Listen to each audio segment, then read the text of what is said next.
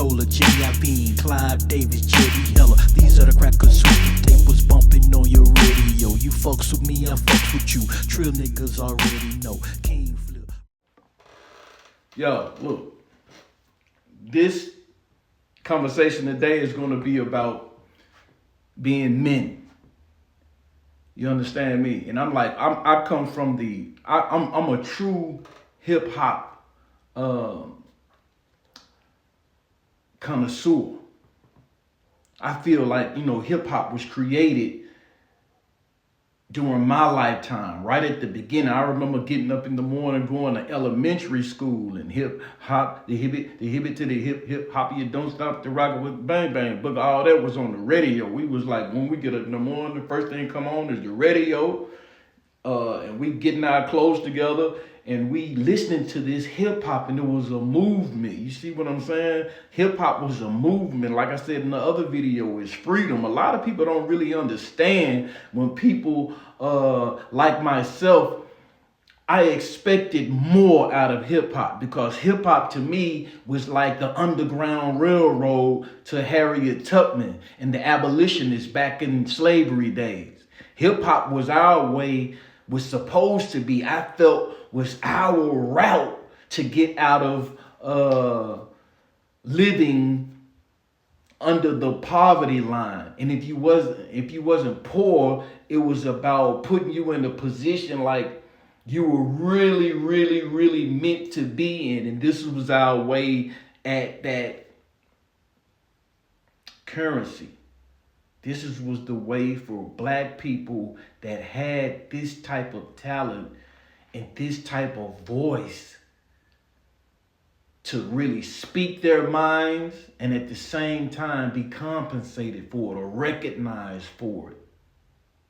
And then it was hip hop was encompassing so many different aspects of living for us. You know what I mean? Like that beat, you know what I'm saying? It was different. It was cool. Like if you get on the microphone back in the day, an MC was somebody who was a microphone controller, somebody who could control the crowd, like Rakim said. You see what I'm saying? And if you can control the crowd, that means you're leading the crowd. You can say, throw your hands in the air. You look in the crowd and everybody throwing their hands in the air. So that, like, if you got the microphone, like in the Bible, it's called the Lord of Hosts. I don't think I've ever heard anybody like connected to. An MC is the Lord of Hosts. We are all MCs, like those of us that have a word that we can put it down and make it, put it in words that rhyme to make it cool for you to listen to and absorb. We can either kill you with what we present to you, or we can give you life with what we're giving you, and we can show you the way, meaning that we're leaders, either in any way, shape, form, or fashion. We supposed to be leaders, not followers, because we own the microphone. We the leaders. So all these MCs of today and of yesterday, I was looking at them like they were leaders, like we could follow them somewhere. But where are you leading us? Or are you really leading us in your heart and in your soul and your mind? Were you really just doing what you was doing so you can be recognized in the world that we knew was a wicked, evil world? It was a wicked, evil system.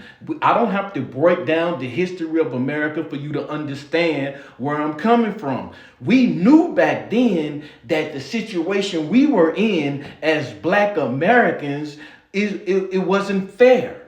So if it wasn't fair, if the system wasn't on our side, I was born in 1970. So that means that I was right up out of Jim Crow. Jim Crow it lasted until 1968.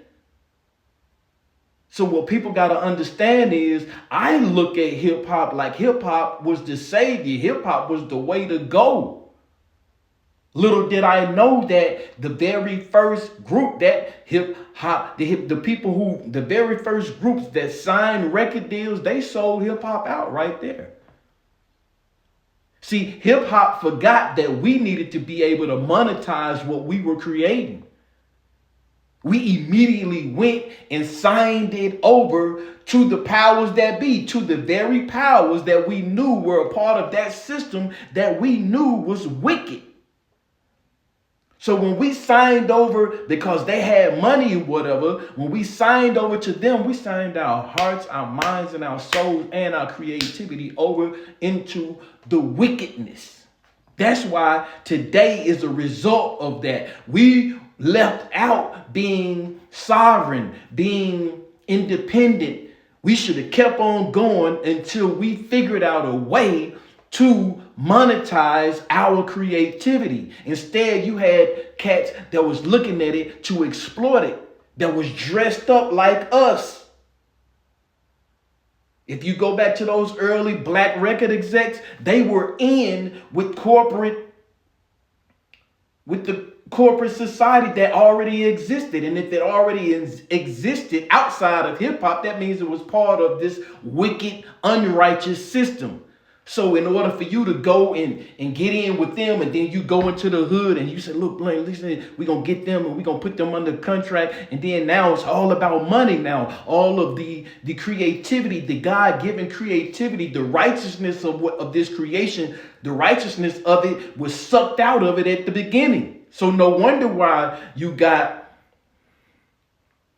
cats like Gucci Mane, who represented himself as being street man. We go by street rules, and in street rules, if you say you're gonna do something and don't do it, you're gonna get what come with that. See, all of a sudden now you done got in bed with the wicked people, and they done showed you and trained you how to set up a fake, a weak, unjust and unrighteous wicked contract and dangle money in front of those that have no clue about what's going on in that wicked contract. You dangling money in their face, knowing they go accept it because they starving. They want to, especially in this day and time. That's what I'm saying. Back in the day, it seems like it was real because it was more conscious rap coming out with the medallions, African medallions. People was talking about black this and black that. We looked at it like it was some real shit going on. And it really was. For as long as they could record an album and get some money for it. When the money started coming, that's when you seen it started getting more and more watered down. Now you seeing that these cats that you once looked at as being like you, because I was always revolutionary. It saddened me that at the end of Khalid Muhammad's life, he went in on Ice Cube because Ice Cube didn't speak up for him in his time of need. Ice Cube was using all of these clips from Khalid Muhammad's speeches and putting them in his songs, and cats like us, we was hearing that and it was resonating with us, and we was ready. Like back then, I thought we was gonna keep doing revolutionary shit back then and be on top by now in 2026. Now it seems like I'm alone. I'm by myself. I'm still out here in the fight.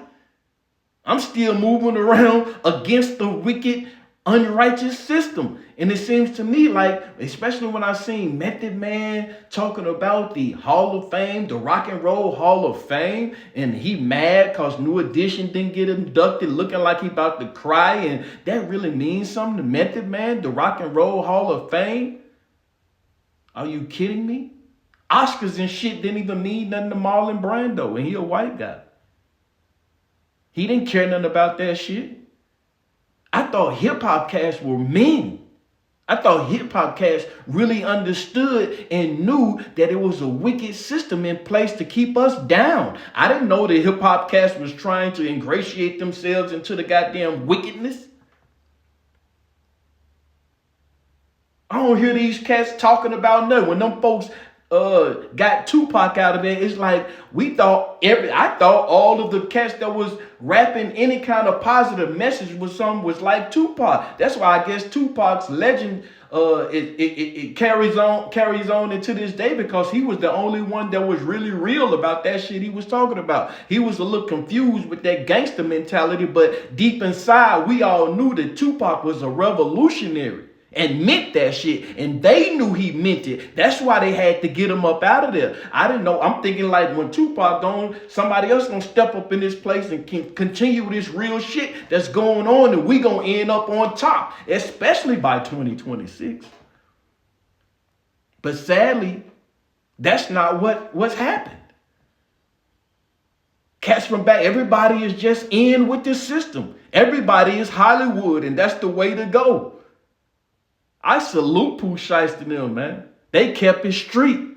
Now everybody mad at them.